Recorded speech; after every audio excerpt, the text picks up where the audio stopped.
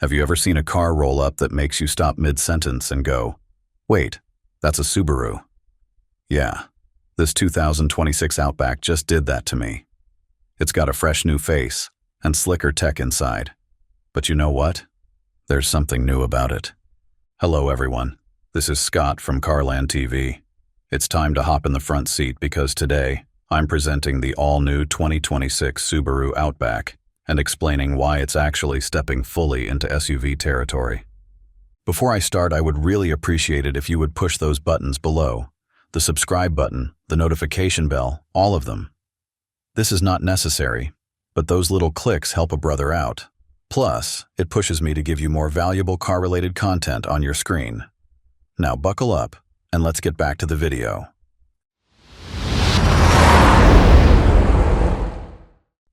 Now, I am pretty sure that some of you have probably seen dozens of crossovers claiming to be rugged, but we all know that the Subaru Outback isn't just marketing.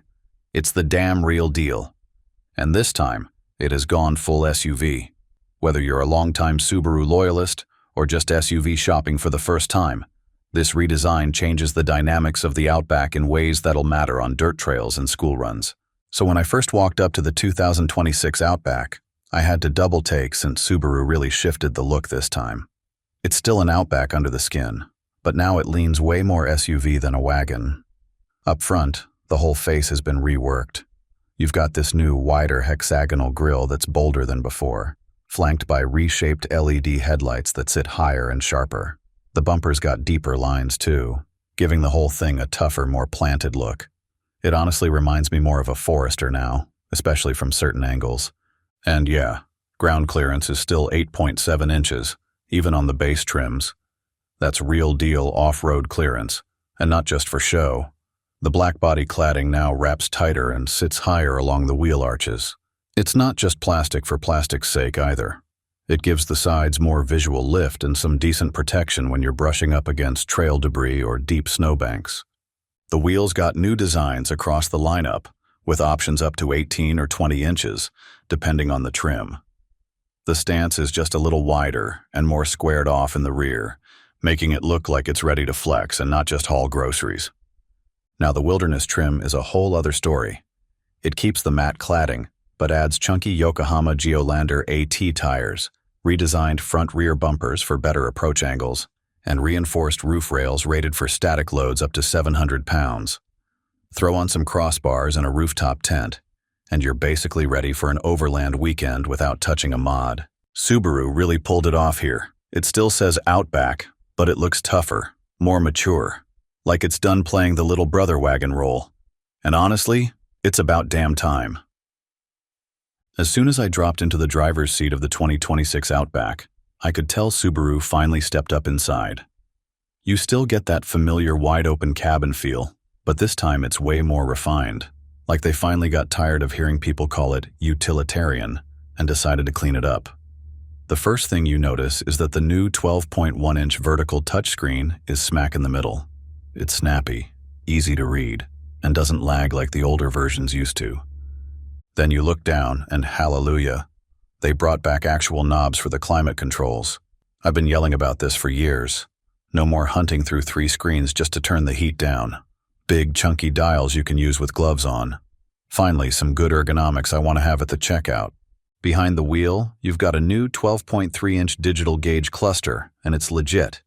You can swap layouts and get nav info and trip data, all clean and easy to scan. It's not flashy for the sake of being flashy. Instead, it's useful. Material's got a serious glow-up, too. Even in the mid-level trims, you've got soft-touch panels, contrast stitching, and a clean dash design that actually looks upscale.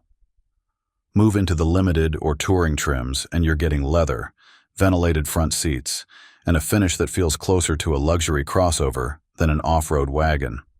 Space-wise, nothing's cramped. I'm 6 feet tall and had room to stretch in both rows. The rear seat folds flat with one motion, and the cargo floor is low and wide, so loading stuff, whether it's a week's worth of groceries or a dog crate, is zero stress. And it's quieter too.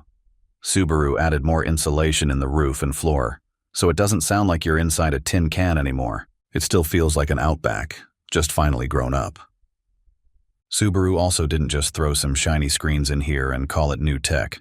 The 2026 Outback actually got smarter in all the right places, and you feel it as soon as you sit down and fire it up. The first thing that caught my eye is really that 12.3-inch digital gauge cluster I mentioned just a while ago. It's crisp, fast, and doesn't drown you in useless fluff. I set mine to the simplified mode, just speed, range, and nav direction.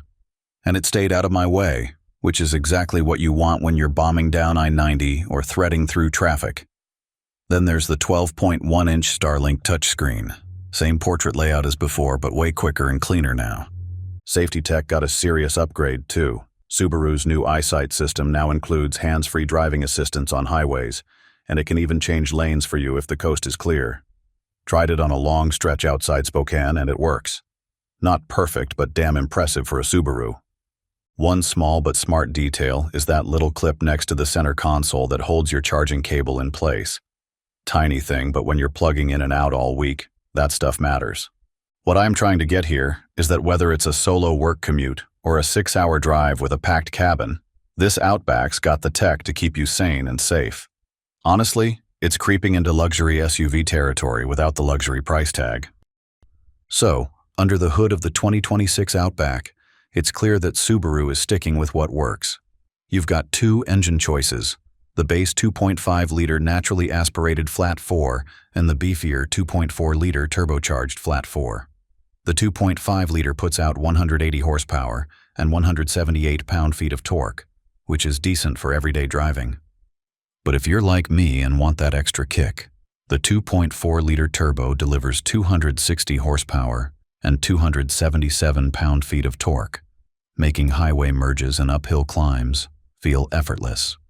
Both engines are paired with Subaru's Lineartronic CVT, which, while not everyone's favorite, has been refined over the years. It offers smooth acceleration and helps with fuel efficiency. Plus, with the symmetrical all-wheel drive system, traction is solid, whether you're dealing with rain-slicked roads or a bit of off-road fun. Now about that hybrid everyone's been buzzing about. Subaru hasn't officially released one for the Outback yet, but given their collaboration with Toyota on hybrid tech and the push towards electrification, it's likely we'll see a hybrid variant in the near future. For now, though, it's the trusty gas engines leading the charge. In terms of driving experience, the base engine is fine for daily commutes, but if you're planning on towing or carrying heavy loads, the turbocharged option is the way to go. Speaking of towing, the Wilderness trim with the turbo engine can handle up to 3,500 pounds, which is impressive for this class. Cargo space is still one of the strongest in its class. It's over 32.6 cubic feet behind the second row and 75.6 with the seats down. The load floor is low, wide, and flat. That means no awkward angles when you're tossing in boxes or strollers. Subaru's approach here is about reliability and consistency. They've fine-tuned their existing engines to meet current demands while keeping an eye on the future. If you're in the market for a dependable SUV with solid performance, the 2026 Outback's powertrain options won't disappoint. Now this is where the 2026 Subaru Outback really starts flexing, especially if you're looking at the Wilderness trim. I took this thing through some proper gravel fire roads and a stretch of muddy trail out past Rainier, and I'm telling you, this ain't just a dressed-up street wagon. Subaru built the Wilderness version to actually get dirty. First off, ground clearance is a legit 9.5 inches, and that's more than what you get in some full-size SUVs. I didn't scrape once, even when I eased it over a couple of washed-out ruts. The front and rear bumpers are reshaped too, so your approach and departure angles don't suck. I'm talking about 20 degrees up front and about 23 in the rear.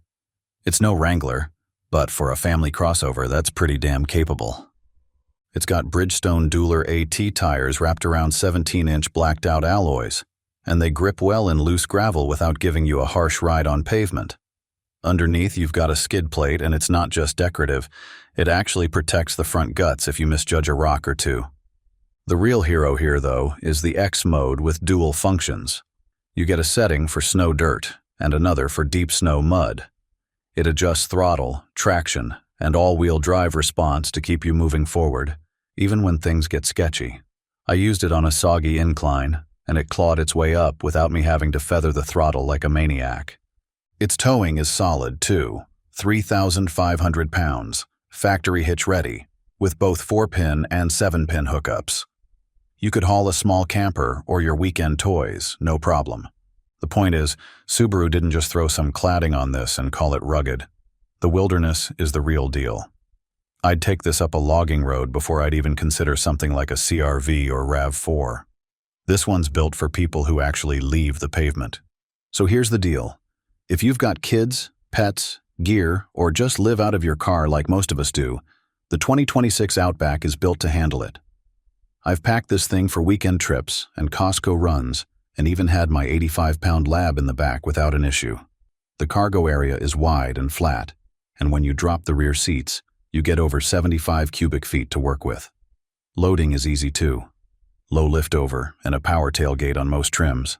Up top, the raised roof rails can handle up to 700 pounds of static in the Wilderness model, so you can throw on a rooftop tent or cargo box without blinking. Rear seats. Roomy enough for adults or rear-facing car seats. No knees-in-the-face nonsense here.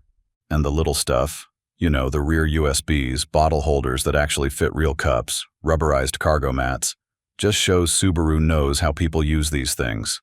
Plus, it's got that top-tier safety rating and the latest eyesight tech.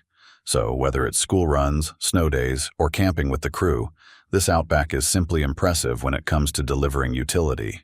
So, after spending time with the 2026 Outback, here's the real story.